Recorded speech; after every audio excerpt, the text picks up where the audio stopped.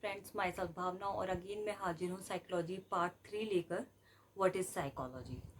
तो इसमें हम इस जो पार्ट में हम पढ़ने वाले हैं वो हम पढ़ने वाले हैं इवोल्यूशन ऑफ साइकोलॉजी प्लस में ब्रांचेस ऑफ साइकोलॉजी। और साइकोलॉजी में किस किस ब्रांचेस के बारे में हमें स्टडी करनी जरूरी होती है, साइकोलॉजी कहाँ कहाँ है। ठीक है। तो इवोल्यूशन ऑफ साइकोलॉजी की अगर बात की जाए तो इसके बारे में हम पढ़ते हैं कि 1879 में विलियम वंडिट के द्वारा लिप्जिग जर्मनी में फर्स्ट जो लेबोरेटरी है साइकोलॉजी की वो स्थापित की गई थी। लेकिन अगर हम पहले के टाइम पे देखी जाए, हमारा इतिहास उठा के देखा जाए तो साइकोलॉजी कोई नया नहीं है। साइकोलॉजी भगवत गीता के वक्त से है। तो उस वक्त क्या हुआ था, तब अर्जुन विचलित हो गए थे कि उन्होंने अपनों से ही युद्ध करना है, तो क्या वो इस युद्ध से सत्ता की लड़ाई के लिए सिर्फ, क्या वो सत्ता से मतलब इस सत्ता से इसको त्याग नहीं कर सकते, सत्ता का त्याग नहीं कर सकते, इससे पीछे नहीं हट सकते। काश ये उनको युद्ध करना ही ना पड़े। लेकिन उस वक्त कृष्ण जी ने उनको समझाया था कि अगर तुम ऐसा करते हो, इस युद्ध से पीछे हटते हो, तो ये उन लोगों के साथ नाइंसाफ़ी होगी, ये द्रौपदी के साथ भी नाइंसाफ़ी होगी, प्लस में उन लोगों के साथ भी नाइंसाफ़ी होगी जो आपके साथ इस वक्त तक सच्चाई की लड़ाई में खड़े थे। तो आप इस युद्ध से उन लोगों के लिए पीछे नहीं हट सकते, आपको ये धर्म युद्ध करना ही होगा, ये आपका कर्तव्य है। तो कर्तव्य से पीछे हटना कायरता होगी। तो उन्होंने उनको काउंसिल किया था उस वक्त भी।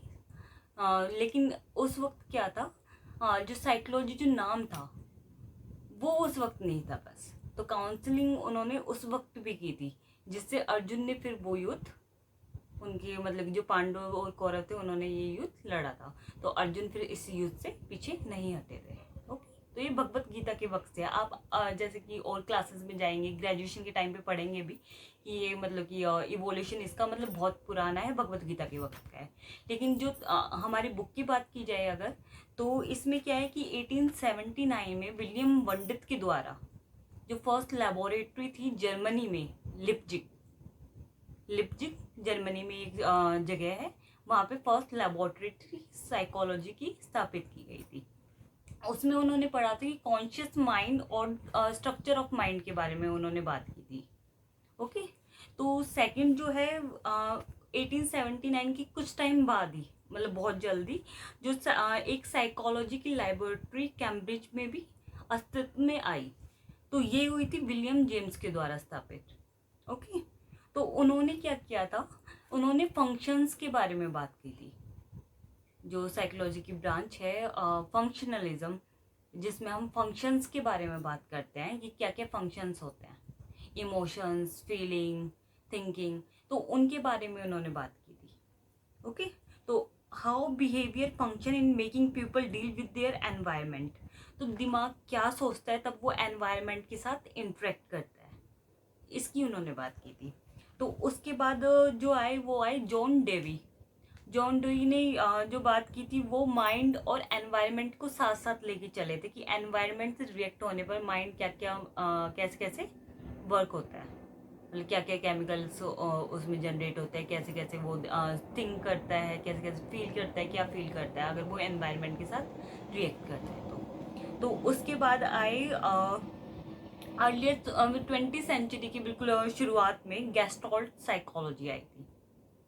तो गेस्टॉल्ट साइकोलॉजी में हमने क्या देखा था कि हम किसी भी चीज़ को एज ए होल देखते हैं बजाय कि उसके हर एक पार्ट को देखने के। ओके। तो उसकी हर एक पार्ट को इकट्ठा करके भी अगर हम देखेंगे और एज ए होल भी हम अगर देखते हैं तो एज ए होल देखना ज़्यादा बेस्ट है। उन्होंने ये बात की थी। तो उन्होंने बात की है perceptual experience is more than the environment input. तो हम किसी भी चीज़ को लेके जो अपना परसेप्शन रखते हैं वो हमारा क्या है, वो जो एनवायरनमेंट हमें दिखा रहा है उससे कहीं ज़्यादा है। ठीक है। तो और सेकंड जो उन्होंने बात की है वो है एक्सपीरियंस इज होलिस्टिक।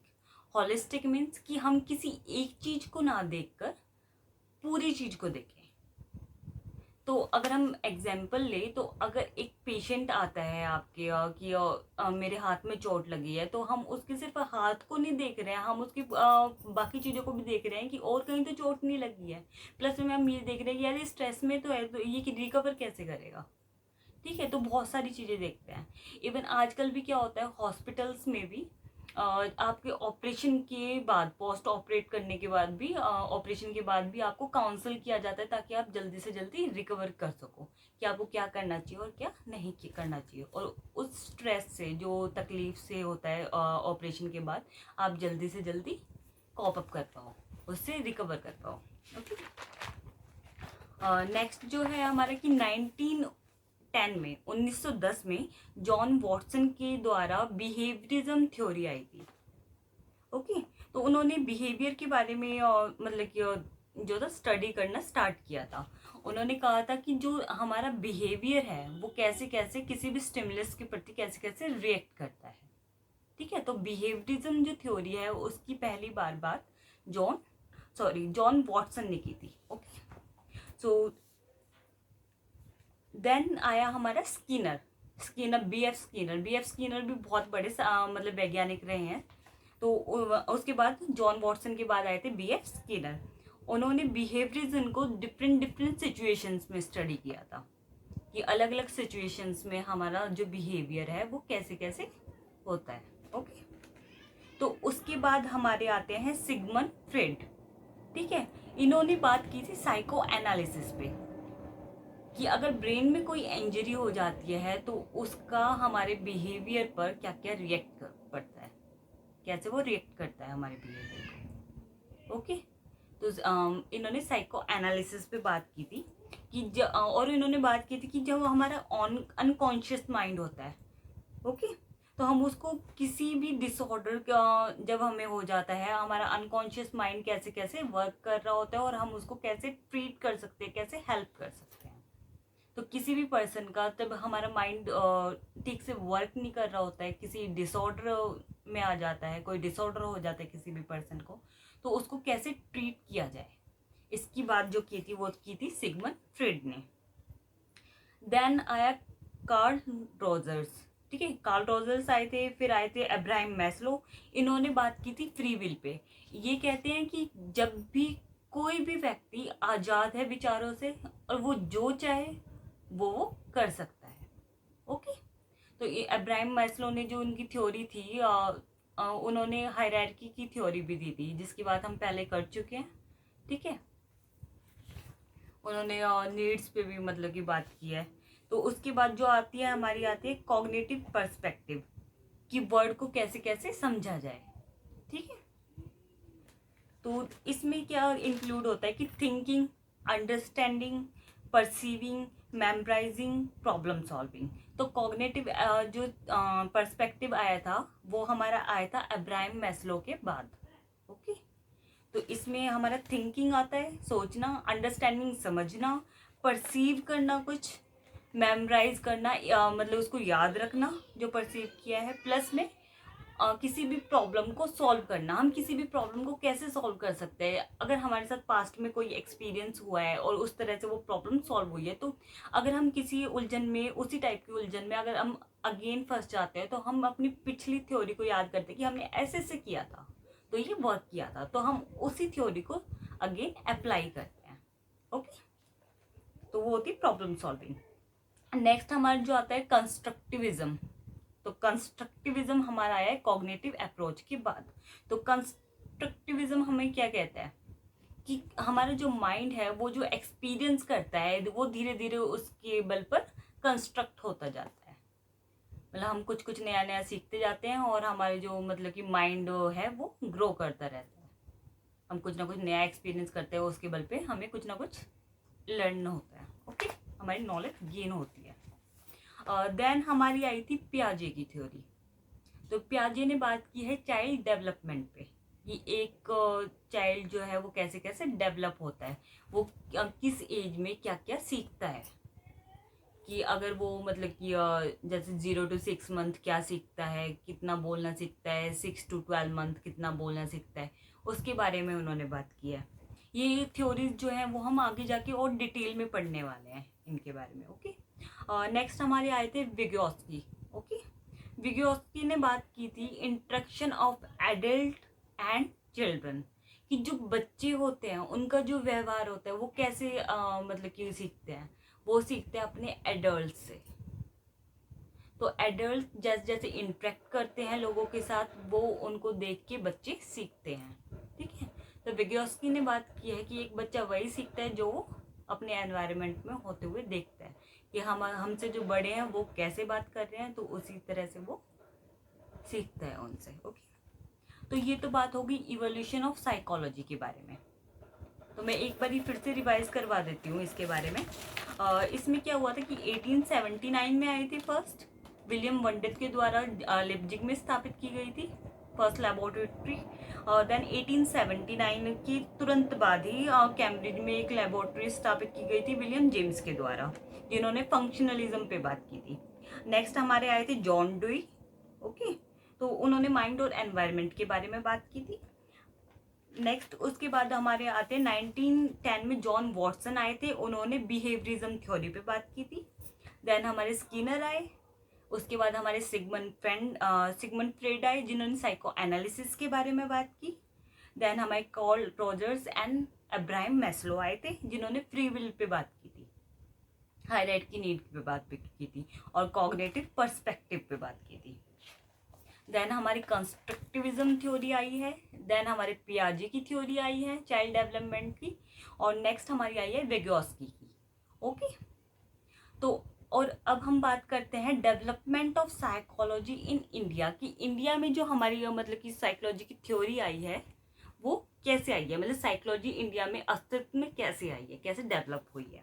तो फर्स्ट हमारा है 1915 में, 1915 में जो है हमारे कैलकाटा में फर्स्ट साइकोलॉजी की यूनिवर्सिटी स्थापित की गई थी, ठीक है। तो first department of psychology Calcutta university में आया था। नेक्स्ट 1938 में डिपार्टमेंट ऑफ अप्लाइड साइकोलॉजी स्थापित किया गया था। अब हम बेसिक और अप्लाइड साइकोलॉजी के बारे में भी बाद में पढ़ेंगे। ओके, तो 1938 में अप्लाइड साइकोलॉजी का डिपार्टमेंट बना था, ठीक है। और उनसे पहले 1922 में भी प्रोफेसर बॉस आए थे, उन्होंने साइको एनालिकेशन एसोसिएशन इन 1992, तो 1922 में उन्होंने साइको एनालिसिस एसोसिएशन स्थापित की थी। ओके, प्रोफेसर बॉस ने। नेक्स्ट हमारे अब यूजीसी अप्रूव्ड सेंटर आ गए हैं, जो सबसे पहला उत्कल यूनिवर्सिटी में आया था, जो कि है इलाहाबाद में। ओके, और इसका नाम है भुवनेश्वर यूनिवर्सिटी, ठीक है। तो मैं आपको रिवाइज करवा देती हूँ दोबारा कि development of psychology in India, इसके अंदर क्या आता है कि 1915 में कैलकाटा में जो साइकोलॉजी की यूनिवर्सिटी थी वो स्थापित की गई थी। नेक्स्ट उसमें डिपार्टमेंट ऑफ साइकोलॉजी आया था, डिपार्टमेंट्स बने थे। फिर 1922 में प्रोफेसर बॉस आए थे, जिन्होंने साइको एनालिस्ट के बारे में बात की थी, ठीक है। उसके बाद 1938 में डिपार्टमेंट ऑफ अप्लाइड साइकोलॉजी बना था। And last one UGC approve centre आए थे, जो कि फर्स्ट था उत्कल यूनिवर्सिटी, जो कि है भुवनेश्वर में। Okay, Bhubaneswar Utkal university I थी, नेक्स्ट आई थी भुवनेश्वर यूनिवर्सिटी इलाहाबाद में। ओके, अब हम बात करेंगे ब्रांचेस ऑफ साइकोलॉजी। तो हमारा जो थर्ड टॉपिक है वो है ब्रांचेस ऑफ साइकोलॉजी की। साइकोलॉजी में कौन कौन से ब्रांचेस हैं। तो फर्स्ट हमारी आती है कॉग्निटिव साइकोलॉजी। जो फर्स्ट ब्रांचेस है हमारी साइकोलॉजी की वो है कॉग्निटिव साइकोलॉजी। तो इसमें हम क्या पढ़ते हैं, इसमें हम पढ़ते हैं study of mental processes. Mental processes क्या होते हैं हमने पहले भी बात की है, थिंकिंग, इमोशंस, फीलिंग, ठीक है, ये हमारे होते हैं mental processes. So it includes attentions, perception, memory, reasoning, problem solving, ठीक है। ये सारी चीज़ें हम पहले भी मतलब कि डिस्कस कर चुके हैं कॉग्निटिव साइकोलॉजी के बारे में। एंड इसमें और इंक्लूड है डिसीजन मेकिंग और लैंग्वेज। लैंग्वेज के बारे में आपको थोड़ा सा बता देती हूँ कि माइंड और लैंग्वेज दो अलग अलग चीज़ें हैं, लेकिन एक साथ चलती हैं। मतलब हमारा माइंड सोचता तो है, एक छोटा सा बच्चा है जो कि मतलब कि 3 महीने का है, उसका माइंड भी सोचता है, लेकिन उसकी लैंग्वेज क्या होती है, वो रोकर बताता है कि मुझे भूख लगी है ना। तो उनके पास वैसी कोई लैंग्वेज नहीं होती। और हम जो सोचते हैं, हम कैसे सोचते हैं, हम अपनी जो मदर टंग होती है हम उसमें सोचते हैं, क्योंकि हमारे माइंड में जो भी चल रहा होता है, हमारे दिमाग में जो चलता है, जो हम सोचते हैं, वो हम अपनी मदर टंग जो हमारी लैंग्वेज होती है उसमें हम सोचते हैं, हम अपनी मातृभाषा में सोचते हैं। ओके, सो नेक्स्ट है हमारा to study cognitive psychology, psychologist conduct study in laboratory setting. तो कॉग्निटिव साइकोलॉजी को पढ़ने के लिए हमें लेबोरेटरी सेटिंग्स की ज़रूरत होती है। प्लस में हमारी जो नई सेटिंग आई है वो है इकोलॉजिकल अप्रोच। अब जो मतलब कि साइंटिस्ट पढ़ते हैं, रिसर्च करते हैं कॉग्निटिव साइकोलॉजी के बारे में, वो इकोलॉजिकल अप्रोच आया है उसमें एक नया पॉइंट। तो उसमें हम क्या करते हैं कि जो हम एनवायरनमेंट, नेचुरल सेटिंग्स में हम अपनी स्टडी भी कर सकते हैं। तो पहले हम जो कॉग्निटिव साइकोलॉजी और थिंकिंग, इमोशंस, फीलिंग्स, इनके बारे में, डिसीजन मेकिंग, इनके बारे में पढ़ते थे, वो हम पढ़ते थे लेबोरेटरी सेटिंग्स में। ओके, और अब हम नेचुरल सेटिंग्स में भी पढ़ते हैं। ठीक है, अब नेक्स्ट जो हमारी ब्रांच है वो है बायोलॉजिकल साइकोलॉजी। ओके, तो बायोलॉजिकल साइकोलॉजी में क्या आता है? स्ट्रक्चर ऑफ माइंड, कि माइंड्स में कौन कौन से पार्ट होते हैं, कौन सा पार्ट कौन सा वर्क करने के लिए या कैसा बिहेव करने के लिए उसको वो करता है, काम करता है। ओके, तो it focus on relation between behaviour and physical system, brain and nervous system, immune system and genetics. ठीक है, तो हमारा बिहेवियर जो है वो कैसे कैसे हमारे फिजिकल जो सिस्टम होते हैं, ऑर्गन्स होते हैं, न्यूरॉन्स होते हैं, हमारे नर्व सेल होते हैं, वो कैसे कैसे उनके लिए रिस्पॉन्सिबल होते हैं। ठीक है, जो भी हम काम करते हैं, हमारे ऑर्गन्स कैसे कैसे उसके लिए रिस्पॉन्सिबल है, तो हमारा बिहेवियर उनसे कैसे रिलेटेड है, इसके बारे में हम बायोलॉजिकल साइकोलॉजी में पढ़ते हैं। न्यूरो साइकोलॉजी भी जो आई है वो भी बायोलॉजिकल साइकोलॉजी की ही एक पार्ट है। ओके, तो ये बाद में आया है। न्यूरो साइकोलॉजी में हम क्या पढ़ते हैं कि studying the role of neurotransmitter और chemicals which are responsible for neural communication in the brain, कि जो न्यूरॉन्स के बीच में कम्युनिकेशन होता है वो कैसे होता है, ये हम न्यूरो साइकोलॉजी में पढ़ते हैं। ओके, तो इसमें हमारे होता है कि जब भी जैसे कि हमने देखा होगा कि गर्म चाय या कुछ भी हमारे हाथ पे गिर जाता है तो तुरंत हमारा जो हाथ है वो जो केमिकल्स होते हैं, न्यूरोस होते हैं, नर्वस सेल के पास सिग्नल भेजता है। तो नर्व सेल सीधा मतलब कि सिग्नल भेजता है वापस हाथ को कि तुरंत उसको हटा लिया जाए वहाँ से। अगर कोई भी चीज़ आपके पास आ रही है या कोई भी चीज़ गर्म चीज़ पे लग रही है तुम्हारा हाथ, तो ये होता है काम न्यूरो ट्रांसमीटर का, जो कि सिग्नल भेजते हैं। ओके, तो इसमें और भी कई चीज़ें आती है कि जो हमारी बॉडी में या हमारे माइंड में कोई भी मतलब कि प्रॉब्लम हो जाती है, कोई भी डिफ़िकल्टी हो जाती है, तो उसको ट्रीट करने के लिए कौन कौन सी आजकल टेक्निक्स आई हुई हैं। तो उसमें है EEG। इसमें क्या होता है, ये इलेक्ट्रिक एक्टिविटी है जिसमें एक मेटल की डिस्क होती है छोटी सी, जो इंसर्ट की जाती है और वो हमारी जितनी भी मतलब कि एक्टिविटी होती है, इलेक्ट्रिक एक्टिविटी होती है, वो उसमें रिकॉर्ड हो जाती है। ओके, नेक्स्ट हमारा है पैट। इसमें क्या होता है कि कोई भी बॉडी पार्ट्स में कोई भी डिजीज होती है तो वो उसको आइडेंटिफाई कर लेती है, उसको डायग्नोज कर लेती है। तो जिस भी आपके पार्ट में, जिस भी बॉडी पार्ट में, हैंड्स में, लेग्स में, जो भी है मतलब कि चेस्ट में, वहाँ पे अगर कोई भी प्रॉब्लम होती है तो उस पार्ट पे जो पेट होता है हमारा, जो मतलब कि ये टेस्ट होता है वो किया जाता है। ओके, नेक्स्ट हमारा आता है MRI। MRI में हम क्या होता है कि MRI किया जाता है कि जितनी भी डिटेल में जो इमेजेस ली जाती है उस बॉडी पार्ट की जहाँ पे कोई प्रॉब्लम होती है। तो अगर हम कह देंगे हमारे माइंड में प्रॉब्लम है तो वो MRI करेंगे, या फिर हम बोल देते हैं कि हमारे आइज़ में या फिर फेस में कोई दिक्कत है, तो वो उसकी डिटेल जो इमेजेस होता है वो शो करता है। ओके, अब नेक्स्ट हमारी जो आती है वो आती है डेवलपमेंटल साइकोलॉजी। ठीक है, डेवलपमेंटल साइकोलॉजी के बारे में भी हम इंट्रोडक्शन की टर्म वाले में पढ़ चुके हैं। इसमें हम क्या स्टडी करते हैं, फिजिकल, सोशल और साइकोलॉजिकल। फिजिकल भी स्टडी कर रहे हैं, प्लस में सोशली भी उसको देख रहे हैं, प्लस में साइकोलॉजिकली भी देख रहे हैं। ठीक है, और हम देख रहे हैं कि हमारे जितने भी चेंजेस आते हैं मतलब फिजिकली, सोशली और साइकोलॉजिकल जितने भी चेंजेस आते हैं हमारे बिहेवियर में ड्यूरिंग द लाइफ स्पैन, मतलब पूरी टोटल एज, जब तक हमारी डेथ नहीं हो जाती तब तक हमारे जितने भी चेंजेस आते हैं हमारे माइंड में, हमारे बिहेव में, वो सब हम इसमें स्टडी करते हैं। तो वो चेंजेस फिजिकल भी हो सकते हैं, साइकोलॉजिकल भी हो सकते हैं, प्लस में सोशल भी हो सकते हैं। ठीक है। और हम कैसे, जो हम हैं वो हम कैसे बने हैं, ठीक है, वो सारी स्टडी इसमें की जाती है। तो ये क्या फोकस करती है, बायोलॉजिकल के बारे में भी फोकस करते हैं, प्लस में सोशल कल्चरल के बारे में भी फोकस करते हैं। सोशल कल्चरल क्या होता है कि सोसाइटी और कल्चर का हमारे एटीट्यूड पर क्या प्रभाव पड़ता है, ठीक है। और इसमें जो नेक्स्ट है वो फोकस करता है एनवायरमेंटल फैक्टर्स पे भी फोकस करता है। इसमें आता है कि हमारे मोरल्स क्या होंगे, हमारा टेम्पर कैसा है, हमारा एटीट्यूड कैसा है, हमारे लोगों के साथ इंटरेक्शन जो हम करते हैं, सोशल रिलेशनशिप हमारी कैसी है, ओके, वो हम इसमें पढ़ रहे हैं। नेक्स्ट हमारा इसमें आता है सोशल साइकोलॉजी, नेक्स्ट ब्रांच है सोशल साइकोलॉजी।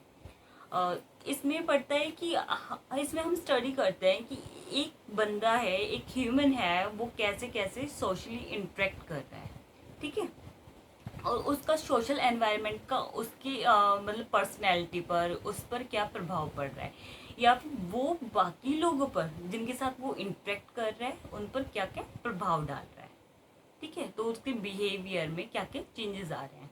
तो अगर हम एग्जाम्पल ले तो कई बार हम लोगों को देखकर, जिनको हम आइडल मान लेते हैं, उनको देखकर, या किसी का हमने कोई मतलब फंक्शन अटेंड किया है, किसी से हम प्रभावित हुए हैं, हम उसके जैसा बनना चाहते हैं, तो वो हम पे क्या प्रभाव पड़ते हैं, या कई बार हम होते हैं हम लोगों को प्रभावित करते हैं, ठीक है, तो इनमें वो सारी चीज़ें आ जाती हैं। तो इसमें एग्रेशन भी आ सकता है, हेल्पफुल बिहेवियर भी आ सकता है, मोटिवेशन आ सकता है कि आप किसी को कैसे मोटिवेट करते हो, या आप किसी से कैसे करते हो, मोटिवेट होते हो।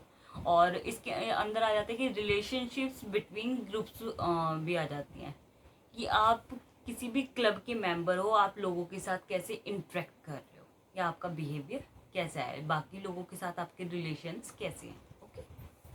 नेक्स्ट हमारी आती है फिफ्थ जो ब्रांच है साइकोलॉजी की, cross cultural and cultural psychology, ठीक है।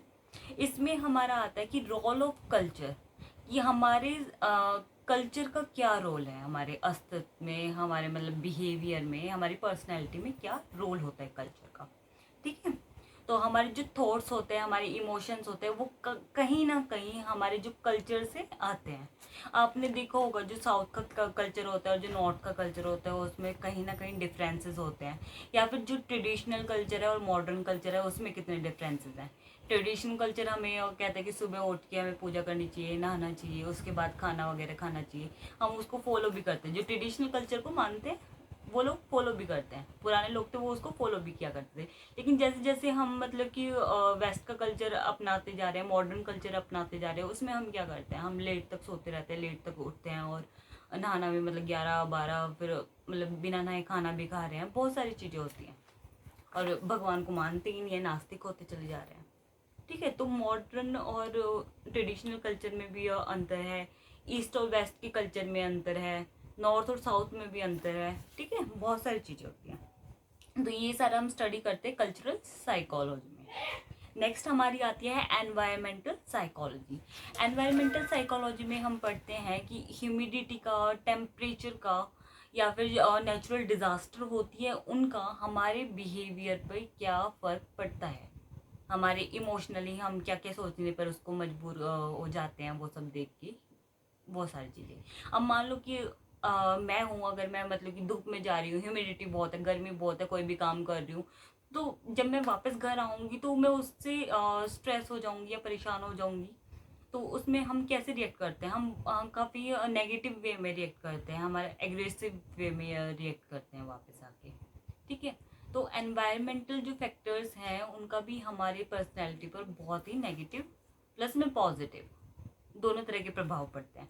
आपदा आ जाती है, कोई नेचुरल डिजास्टर हो जाता है, तो फ्लड आ गई या बादल फट गया, उनका जो वहाँ के लोग हैं उन पर क्या असर हो रहा है, वो कैसा बिहेव, उसको मतलब कि कैसा मतलब कि वो फील कर रहे हैं, उसके बारे में क्या क्या सोच रहे हैं, या कैसे वो उसके साथ कॉप अप कर रहे हैं। ठीक है, तो बहुत सारी चीज़ें होती हैं जो हमारी आती हैं एनवायरमेंटल साइकोलॉजी में। इसमें एक होता है कि जैसे कि यमुना के बारे में अगर हम एग्जाम्पल लें, तो यमुना इतनी गंदी हो गई है, उसके आसपास के एरिया में जो लोग रह रहे हैं वो उसके साथ मतलब कि कैसे, जब पानी का स्तर बढ़ जाता है या फिर पॉल्यूशन इतना है वहाँ पे, वो लोग मतलब कि उस एरिया में कैसे रह रहे हैं, तो वो उनकी लाइफ को कैसे प्रभावित कर रहा है। तो वो सारी चीज़ें हम एनवायरमेंटल फैक्टर्स या एनवायरमेंटल साइकोलॉजी में पढ़ते हैं। और इसमें एक चीज़ और भी आती है, अगर हम वर्क प्लेस की बात करें, वर्क प्लेस पे क्या होता है कि अगर वर्क प्लेस पे हाइजीनिक नहीं है वर्क प्लेस, या फिर इमोशनली भी डिपेंड करता है, अगर आपके वहाँ पे मतलब 24 घंटे लड़ाइयाँ होती रहती हैं, या फिर खुश नहीं हो आप वहाँ से, सैलरी से खुश नहीं हो, या किसी और चीज़ से खुश नहीं हो अपने वर्क प्लेस पे, आप ढंग से एफिशिएंट तरीके से काम नहीं कर पाते हो, है ना। तो स्ट्रेस का, हाइजीन का, आप खुश हो या नहीं, आपकी सैलरी का, फाइनेंशियली बहुत सारी चीज़ें आपके वर्क प्लेस को भी प्रभावित करती हैं। तो ये भी आपका एनवायरमेंटल फैक्टर पे ही आता है।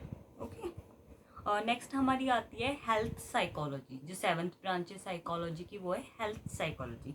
इसमें हम पढ़ते हैं कि पेशेंट और डॉक्टर के बीच में क्या रिलेशनशिप होता है और क्या होना चाहिए।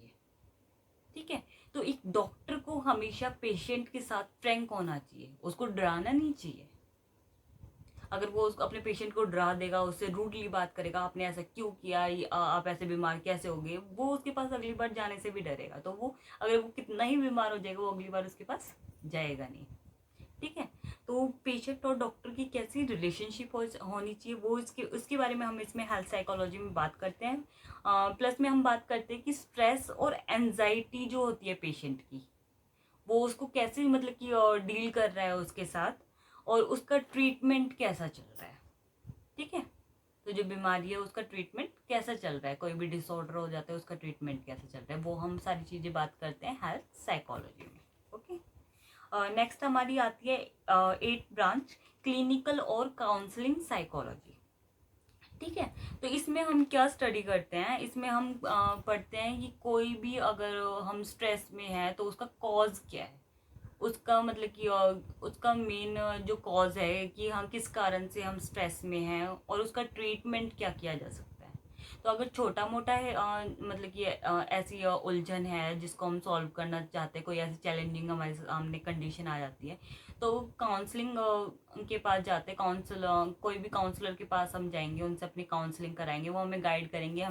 तो इसमें हम बात करते हैं हम इसमें स्टडी करते हैं कॉजेज़ की, कारण की, ट्रीटमेंट की, और कैसे कैसे जो मतलब कि साइकोलॉजिकल डिसऑर्डर्स हैं उससे हम कैसे बचाव अपना कर सकते हैं, उसके बारे में बात करते हैं। और यहीं अगर ये वाली जो कंडीशंस हो जाती है, ये मतलब कि अगर ज़्यादा मेजर हो जाती है, तो हम क्लिनिकल साइकोलॉजिस्ट के पास जाते हैं, जो डायग्नोज करते हैं डिसऑर्डर्स को। ओके, तो जो हमारे क्लिनिकल साइकोलॉजिस्ट होते हैं, वो हाँ डायग्नोज करते हैं एनजाइटी को, डिप्रेशन को, ईटिंग डिसऑर्डर को, प्लस में स्किज़ोफ्रेनिया, या कोई भी क्रॉनिक हमारा सब्सटेंस मतलब कि क्रॉनिक सब्सटेंस अब्यूज़ हुआ है उसके बारे में बात करते हैं, और उसका ट्रीटमेंट करते हैं। ओके, तो एक मेजर सा मतलब कि डिफरेंस है साइकोलॉजिस्ट और साइकेट्रिस्ट के बीच में। लोग समझते हैं मतलब सेम है, ज़्यादा कोई डिफरेंस नहीं है, लेकिन इसमें एक मेजर डिफरेंस है। उसमें है कि साइकोलॉजिस्ट जो है वो कभी भी आपको मेडिकेशन पे नहीं रखते, वो आपको मेडिसिन नहीं दे सकते। प्लस में अगर आपका कोई मतलब ज़्यादा मेजर इशू हो जाता है, कोई मेजर डिसऑर्डर हो जाता है, तो वो आपको इलेक्ट्रॉनिक शॉक नहीं दे सकते, इलेक्ट्रिक शॉक उनको अलाउड नहीं होता देना। ठीक है, लेकिन जो साइकेट्रिस्ट होते हैं वो आपको मेडिकेशन पे भी रख सकते हैं, मेडिसिन प्रोवाइड कर सकते हैं। ठीक है, स्ट्रेस की और डिप्रेशन की। प्लस में अगर आपका ज़्यादा मेजर हो जाता है, तो वो आपको इलेक्ट्रिक शॉक भी प्रोवाइड करा सकते हैं, इलेक्ट्रिक शॉक दे सकते हैं, प्लस में वो प्रिस्क्रिप्शन पे भी लिख सकते हैं। ठीक है, तो मेनली जो काउंसिल होते हैं वो क्या करते हैं, वो डेली सिचुएशन जो होती है हमारी डेली लिविंग में, मतलब कि जो कोई भी प्रॉब्लम्स आ रही होती है, छोटी छोटी प्रॉब्लम होती है, जैसे करियर की प्रॉब्लम हो सकती है, या फिर हम अपनी मतलब कि कहाँ पढ़ना चाहते हैं, वो तो भी करियर से रिलेटेड, कौन सा सब्जेक्ट चूज करना है, कौन सा नहीं करना है, प्लस में डेली लाइफ की, जैसे मैरिड लाइफ है किसी की अच्छी नहीं चल रही है, तो वो काउंसलर्स के पास जा सकते हैं। ठीक है। और कोई सिचुएशन है, अगर मान लो किसी का काम अच्छा नहीं चल रहा है, वो कुछ करना चाह रहा है, वो नहीं कर पा रहा, अपने से कुछ ज़्यादा ही एक्सपेक्ट कर रहा है, लेकिन वो अपनी उम्मीदों पे मतलब कि खरा नहीं उतर पा रहा है, तो वो मतलब कि डिप्रेस हो जाता है, तो वो भी मतलब काउंसलर्स के पास जा सकते हैं। ओके। जो 9th हमारी आती है वो आती है इंडस्ट्रियल प्लस ऑर्गेनाइजेशनल साइकोलॉजी। ठीक है। इसके अंदर जो आता है वो आता है कि वर्क प्लेस पे बिहेवियर कैसा होना चाहिए लोगों का। ठीक है। आपसी मनमुटाव नहीं होना चाहिए, लोग खुश होंगे तो वो काम भी अच्छा करेंगे, प्लस में वो एफिशिएंट तरीके से काम करें। ठीक है। तो ये लोगों को मतलब ट्रेनिंग भी देते हैं, जो वर्क प्लेस में मतलब कि जो हायर किया जाता है मतलब कि ऑर्गेनाइजेशन के लिए काउंसलर, वो उनको ट्रेनिंग भी देते हैं कि उनका बिहेवियर मतलब कि ऑर्गेनाइजेशन में कैसा होना चाहिए, कैसा नहीं होना चाहिए। ठीक है।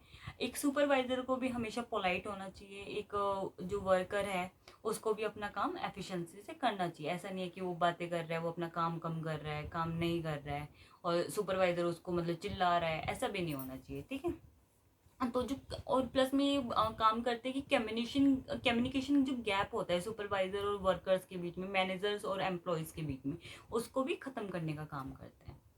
तो अगर आजकल की नीड देखी जाए तो हर ऑर्गेनाइजेशन में, हर मतलब कि किसी भी कोई भी कंपनी होगी, उनमें भी इनका रोल काफ़ी ज़रूरी हो गया है। और नेक्स्ट हम बात करते हैं एजुकेशनल साइकोलॉजी के बारे में।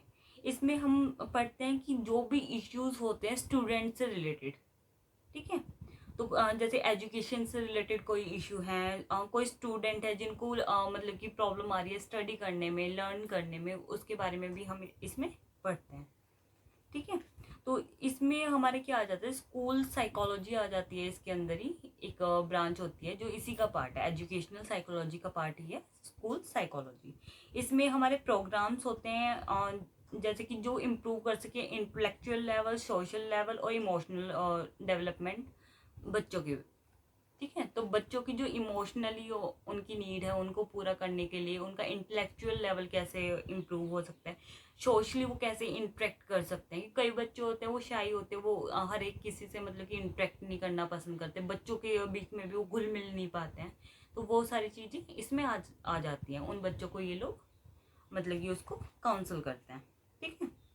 प्लस भी कुछ स्पेशल चिल्ड्रंस होते हैं जिनको मतलब कि कुछ स्पेशल मतलब कि प्रॉब्लम होती है, तो इन लोगों को इन बच्चों के लिए भी मतलब काउंसलर रखे जाते हैं जो इनको मतलब कि ये अच्छे तरीके से पढ़ सकें, या फिर ये कैसे बिहेव कर सके। अगर मतलब कुछ बच्चे होते हैं नेगेटिव कमेंट्स इन पर पास करते हैं, तो उनका इनके माइंड पर ज़्यादा नेगेटिव प्रभाव ना पड़े, तो उसके लिए भी मतलब कि काउंसलर रखे जाते हैं। ठीक है। तो जो स्कूल की सेटिंग होती है उसमें मतलब कि अपने स्कूल सेटिंग में साइकोलॉजी कैसे अप्लाई की जाए वो भी इसी के अंदर आता है। ओके। तो लास्ट वन हमारा है स्पोर्ट्स साइकोलॉजी।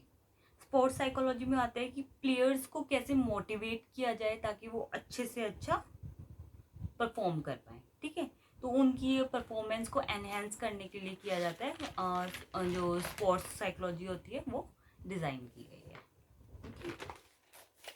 और बाकी हम नेक्स्ट मतलब कि क्लास में पढ़ेंगे, और नेक्स्ट क्लास में ये चैप्टर होपफुली ख़त्म हो जाएगा। ठीक है। तो बने रहिए मेरे साथ। Thank you.